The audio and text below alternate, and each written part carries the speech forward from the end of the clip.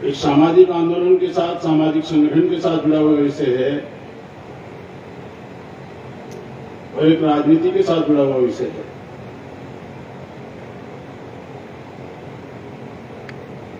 तो सबसे पहले मैं ये बताना चाहूंगा कि वामसेप की प्रासंगिकता वामसेप के उद्देश्य और विचारधारा से है।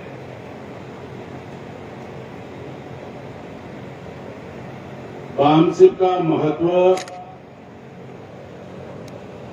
वामसेप की प्रासंगिकता, यह वामसेप का उद्देश्य और विचारधारा से है। अगर उसका उद्देश्य और विचारधारा से अगर आप कॉम्प्रोमाइज करते हो तो वामसेप अपने आप अप्रासंगिक हो जाएगा। और जिन लोगों ने कहा कि अब वामसेप प्रासंगिक नहीं है, ये उनकी अपराध बोध की भावना थी। अगर ये ऐसा नहीं करते तो कॉम्प्रोमाइज सिस्टम के लिए वो तैयार नहीं हो सकते। ये अपराध बोध की भावना से उन्होंने पिछले साल कहा। जिन लोगों ने कहा कि वामसेप प्रासंगिक नहीं है, वामसेप तीसरे नंबर पर है, इसकी आवश्यकता नहीं है, इसको बढ़ाने की जरूरत नहीं है, इसको चलाने की जरूरत नहीं है,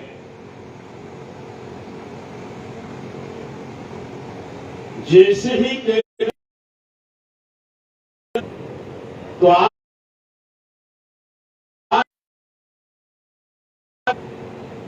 तो ये जो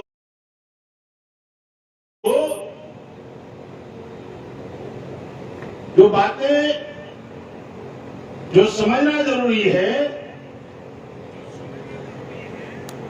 क्योंकि वामसेप के संदर्भ में मान्यवर थापड़े साहब का ये कहना है,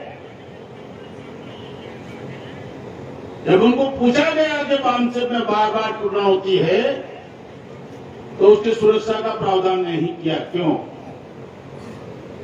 तो उन्होंने कहा वामसेप की सुरक्षा वामसेप के उद्देश्य और विचारधारा में समाहित है, उनके फ्रेमवर्क में फिट है।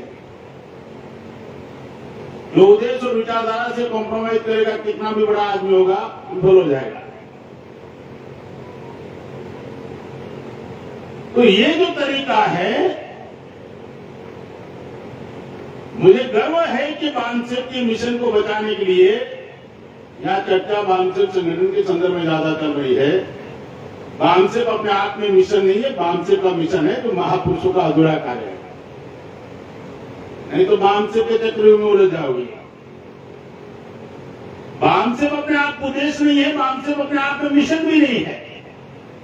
एक मिशन की है, एक मिशन है, एक मिशन की रिक्वायरमेंट है। रिक्वायरमेंट में तीन चीजें हैं, संगठन है, और संगठन के लिए तीन चीजें हैं, मैन पावर, ह्यूमन रिसोर्स और फाइनेंशियल रिसोर्स। मिशन है, मिशन की रिक्वायरमेंट के लिए संगठन है, संगठन की रिक्वायरमेंट है, तीन चीजें हैं। तो हम लोग मिशन छोड़कर संगठन के बारे में ज्यादा चर्चा कर रहे हैं। अगर आप संगठन के बारे में चर्चा करोगे तो मैं बताना चाहता हूं, उद्देश्य ये लिए तंत्र बनाया जाता है, तंत्र उद्देश्य नहीं है, नहीं तो आप तंत्र के चक्र में फंस जाओगे।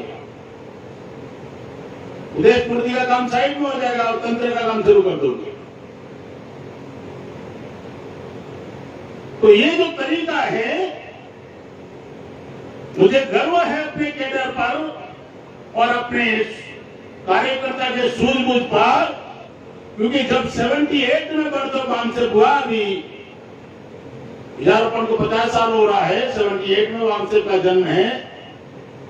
81 से लेकर 87 तक, 86 तक, 81 से लेकर 86 तक वामसेप अपना राष्ट्रीय अधिवेशन लगाने लायक भी नहीं रहा था। जब कांचीराम साहब से कंट्रोवर्सी हुई स्पोर्ट से, 5-6 साल तक कोई बताए कि कब 81 में राष्ट्रीय अधिवेशन हुआ, कब 82 में हुआ। 81 में आखिरी हुआ था, फिर 86 में आ रहे। यहाँ इंजीनियर आरती राम जी मौजूद है, सबसे सीनियर कार्यकर्ता है।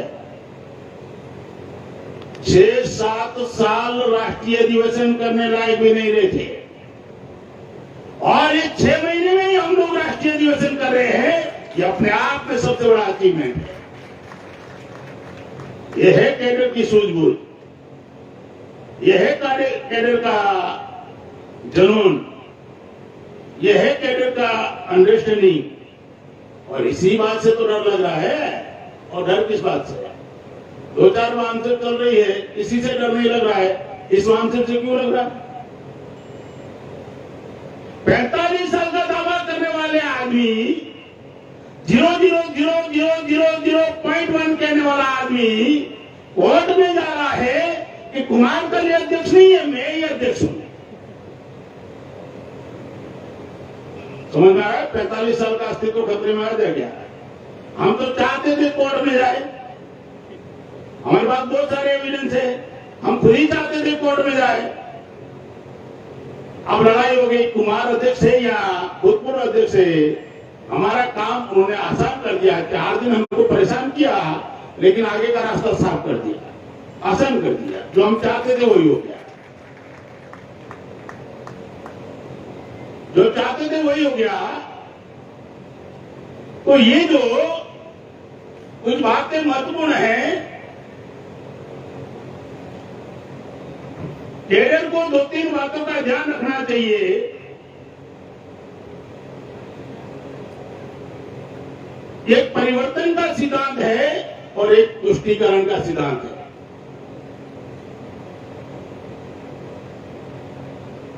कल तक ब्राह्मण कहते थे या तथागत गौतम बुद्ध क्षत्रिय है, तो आप कहते थे बुद्धा का ब्राह्मणीकरण किया जा रहा है।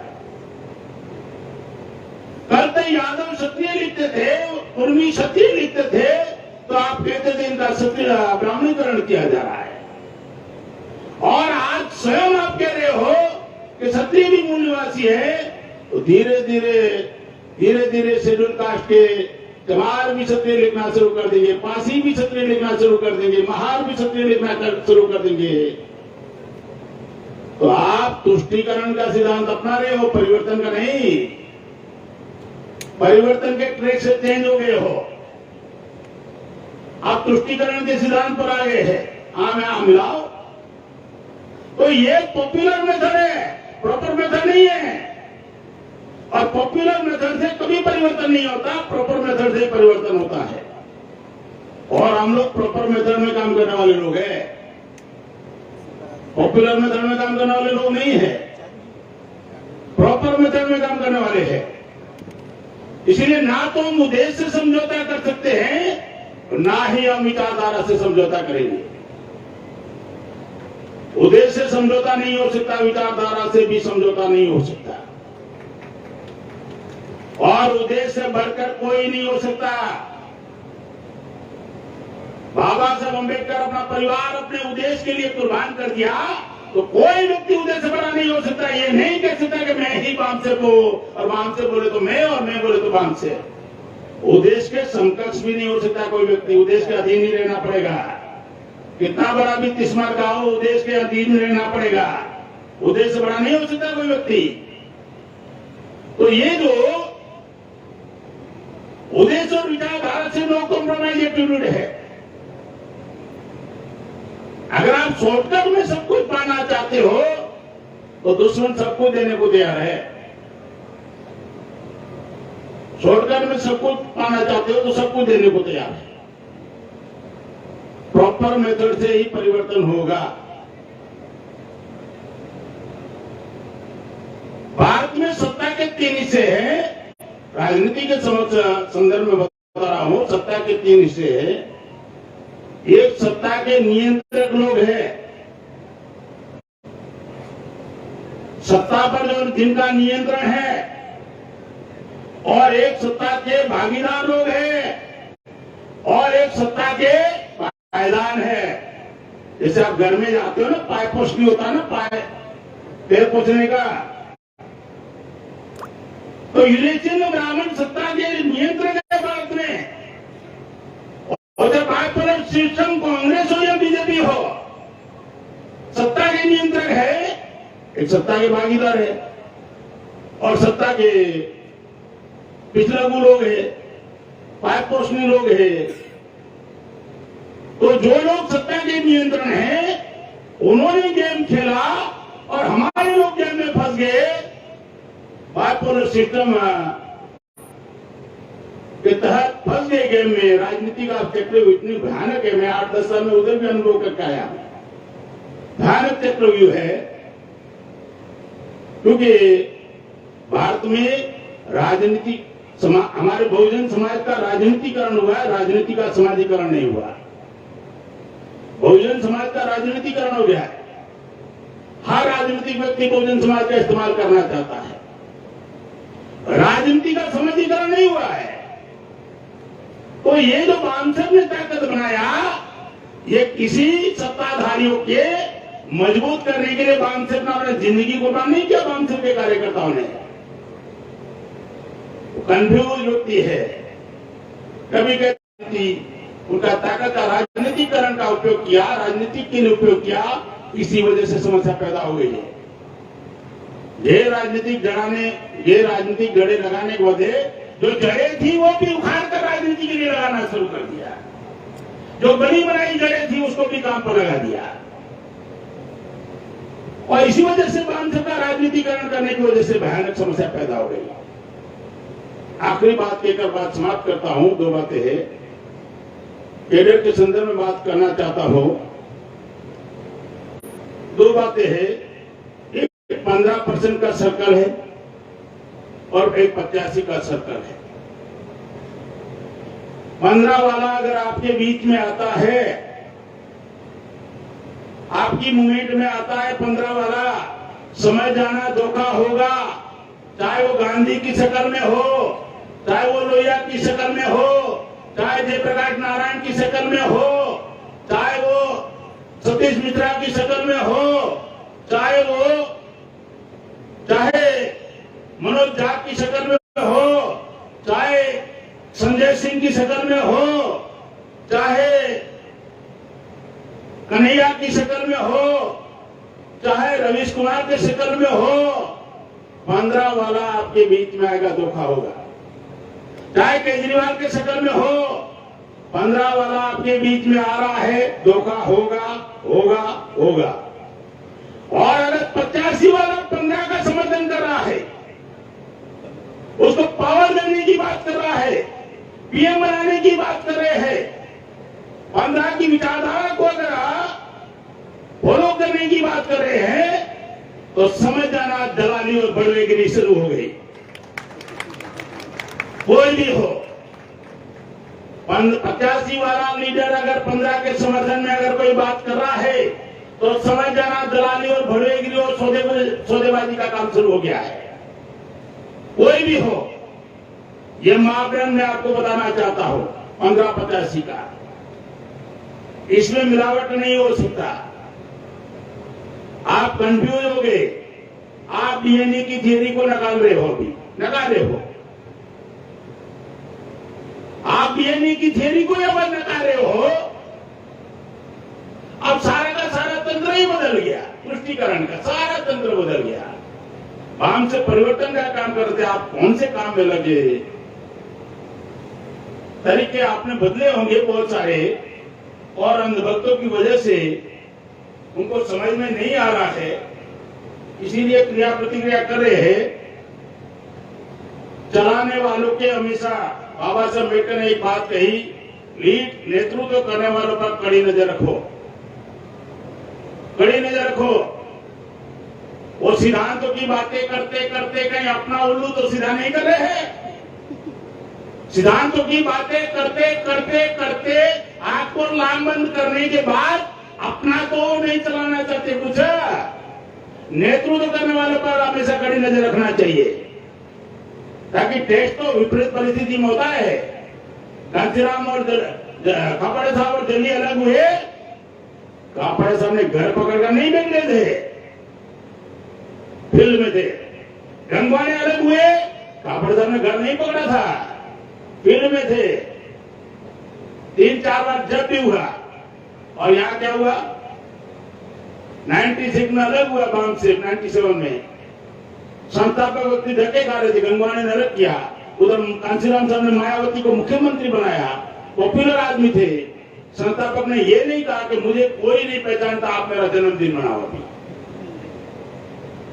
सारा का सारा चौपट कर दिया। लीड करने वाले पर दो बातें का हमेशा ध्यान रखना चाहिए, तीन चीजों का ध्यान रखना चाहिए। नंबर एक, मिसयूज ऑफ अथॉरिटी तो नहीं कर रहे, अपने स्वार्थ के लिए कह रहे हैं या अपने संगठन के लिए कह रहे हैं। अगर वो आपको कोई आदेश कर रहा है और उसका अपना निजी स्वार्थ है, तब तो आप रिएक्ट करो। अगर वो संगठन पूर्ति के लिए कह रहे हैं और आप कहोगे नहीं डेमोक्रेसी नहीं है, तो कल तो अध्यक्ष को कोई फॉलो नहीं करेगा। फिर तो इन डेमोक्रेसी का मतलब इनडिसिप्लिन नहीं है। अपना व्यक्तिगत अगर कोई आदेश कहता है आपको तो मत मानना। मन से कह रहा हूं, मत मानना। व्यक्तिगत कोई काम आपको देता है, मत मानना। और अगर राष्ट्रीय अध्यक्ष को आपने डिसाइड किया जनरल बॉडी ने, तो उसके निर्णय की समीक्षा जनरल बॉडी में होगी, डेली डे टू डे नहीं होगी। एक एक आदमी को राष्ट्रीय अध्यक्ष आदेश देगा और आप समीक्षा करते बैठोगे तो बेवकूफ समझ रखा है क्या कैडर को? डेली उसको कटघरे में खड़ा करोगे, डेली टेस्ट करोगे राष्ट्रीय अध्यक्ष का कि इसका आदेश मानू ना मानू। नहीं, ये सही नहीं है, ये सही नहीं है। तो क्या करना चाहते हो आप? खुद ही कंफ्यूज हो। फिर तो उसके सारे निर्णयों की समीक्षा जनरल बॉडी में आप सवाल पूछ सकते हो। डे टू डे की प्रत्येक कार्यकर्ता, अगर हर कार्यकर्ता समीक्षा में लग जाएंगे तो काम कब करोगे? फिर राष्ट्रीय अध्यक्ष मिसयूज ऑफ अथॉरिटी कर रहा है कि क्या? जनरल बॉडी में पूछो। आओ, राष्ट्रीय अध्यक्ष फंडिंग का मिसयूज कर रहा है क्या? ताकि मेरा मानना है, अगर उद्देश्य विचारधारा के फंड निर्माण किया, राष्ट्रव्यापी निर्माण निधि फंड किया और उद्देश्य विचारधारा के लिए नहीं लगा रहे हो, बेईमान हो। इसको बोलते हैं गद्दारी। उद्देश्य विचारधारा के नाम पर जनरेट किया फंड आपने और बाद में आपने फंड लगाने का तरीके दूसरे बना दिए, तो उद्देश्य विचारधारा के साथ गद्दारी किया आपने। क्या आपका नेतृत्व मिसयूज ऑफ फंड कर रहा है? क्या आपका नेतृत्व मिसयूज ऑफ अथॉरिटी कर रहा है? अपने परिवार के लिए कुछ कर रहा है क्या? उधर तो सारा शुरू हो गया था। Misuse of authority, misuse of funding, दो बातों पर ज्यादा खर्च करना है ताकि अथॉरिटी के साथ पॉलिसी जुड़ा हुआ है। वो ये नहीं कह सकता राजनीति का मैटर। अभी थोड़े दिन में आप भक्तों बताएंगे क्या बोले? मायावती जिस तरह ब्राह्मणों का इस्तेमाल करना चाहती थी, उसी तरह भूतपूर्व राष्ट्रीय अध्यक्ष भी ठाकुरों का इस्तेमाल करना चाहते। भाई आपको समझ में नहीं आता। अब लोटी गाएगा आपके सामने, आपको समझ में नहीं आता, इस्तेमाल करना चाहते हैं। रणनीति का मैटर है। रणनीति उद्देश्य पूर्ति के लिए होती है, उद्देश्य के विरोध में रणनीति नहीं रहती, षड्यंत्र होता है। याद रखो, रणनीति उद्देश्य पूर्ति के लिए होती है, उद्देश्य के विरोध में रणनीति नहीं होती। उद्देश्य का नुकसान हो जाए और आप रणनीति की बातें बता रहे हो, तो ये नादान और बेवकूफ लोगों को बताओ। सबको इधर समझ में आ रहा है, बामसेब का कैडर कोई बच्चों का खेल नहीं है, सबको समझ में आ रहा है। साथियों,